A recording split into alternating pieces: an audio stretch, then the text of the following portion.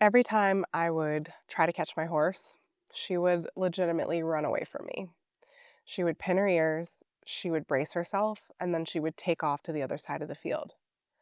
At first, I thought she was just being difficult, maybe testing me or stubborn, but the pattern, it kept happening. Every single time I'd walk into her field, she wanted nothing to do with me. And she made me realize something really important and something that I hadn't really acknowledged myself. And that was that my nervous system was entirely dysregulated. And I've learned since owning a horse for a little over a year that they react to what you are, not what you say. So I've learned that she wasn't responding to me, she was responding to my nervous system. And at that time in my life, I was in the midst of being in the corporate world where I was constantly thinking about my to-do list and my mind was always multitasking. I was rushed and always running through these mental to-do lists and physical to-do lists of everything that I had to get done, whether it be personal or work-wise. And my body, it might have been in the field or brushing her in that moment, but I mentally was not there and my nervous system was in motion.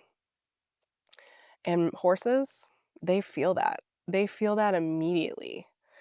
They're prey animals and their survival, it relies on them being able to feel the energy around them. So when I walked into that field to catch her each time, she felt that stress, that tension, the anxiety, the urgency, and the rushing that I carried with me. She felt that I wanted to be there, but I didn't want to be there at the same time because I felt guilt and I was thinking about all the things I wasn't getting done while I was there with her. And you know what? She wanted nothing to do with it. So, what I realized slowly over time is that she wasn't rejecting me. She was rejecting the energy that I brought with me every time I entered the field and every time I spent time with her. Because when I showed up, I expected her to be perfect for me. I expected her to be present and to not spook and to be safe. But when in reality, I wasn't doing the same for her.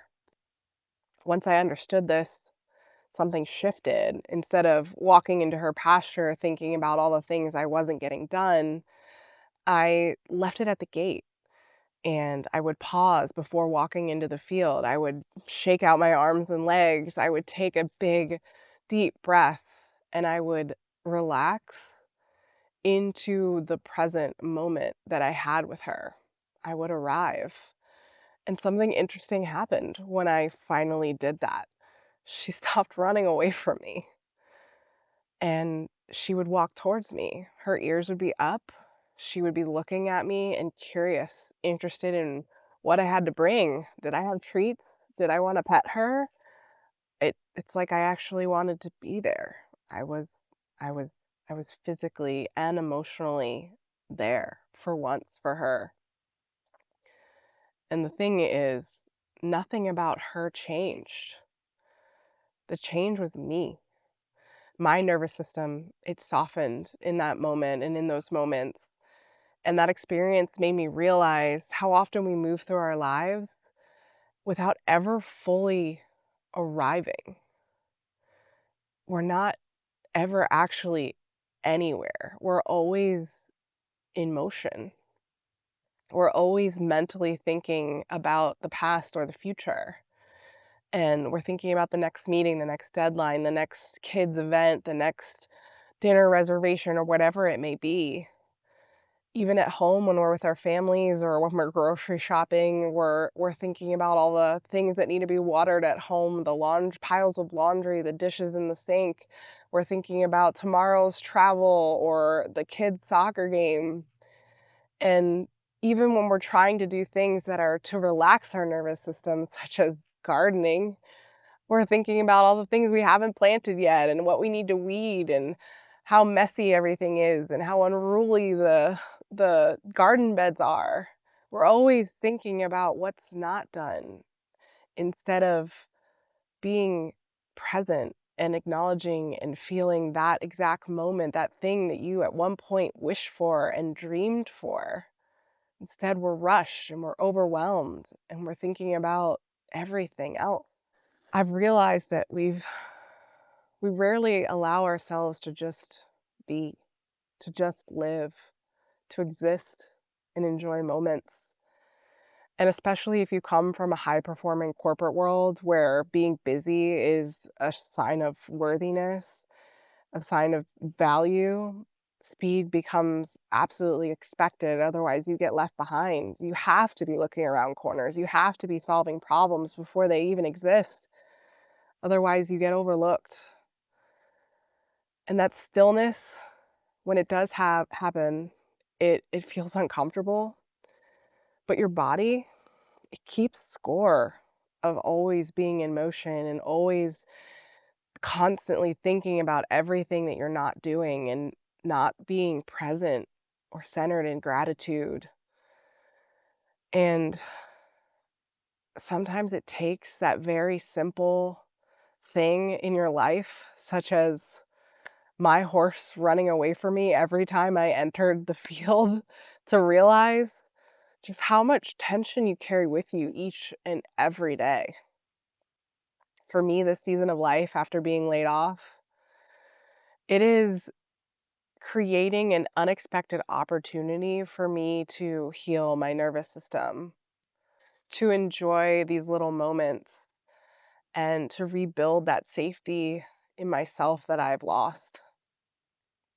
And sometimes that looks like planting my garden or decluttering my home, going through closets of and bags of things that I've just thrown away because I've didn't have time to actually deal with them, to play a spontaneous game of soccer with my children in the front yard in the middle of the day, or to just sit in my rocking chair or go for a barefoot walk through my yard and just look at the birds singing in the trees.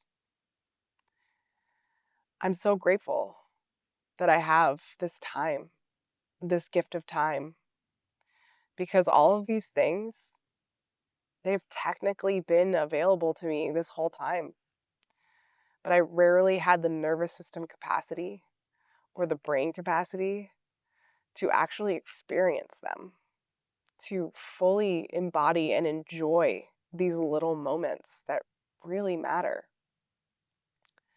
And I'm so grateful I found my horse, because on paper, she was not what I was looking for, but she was what I needed at that time, because she's taught me an incredible lesson of the importance of being present. She's made me and forced me, because I was not going to get rid of her. She's forced me to embody how to actually be present in my life for myself, for my children, for my animals. She's showing me that I need to slow down. I need to reconnect with nature and with myself, with my surroundings, and I need to start living again. And again, it's not her that had to change, it was me. So when you're regulated and you're grounded and you're actually there, your animals, they notice. They can feel it. So can your children. So can your friends and your family. So can you. Trust me, it's a great feeling. So you can start to experience your life again instead of just managing all the moving parts. My horse taught me something very simple but very profound, and that is energy. It speaks louder than effort.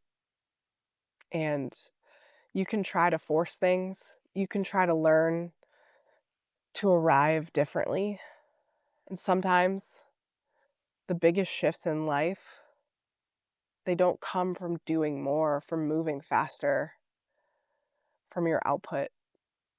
They come from softening and being present. And it's funny how life, it has a way of meeting us halfway. So I hope you can find some time to slow down, be a little bit more present, and reconnect with yourself, reconnect with nature, because it truly, truly makes a big difference. Cheers.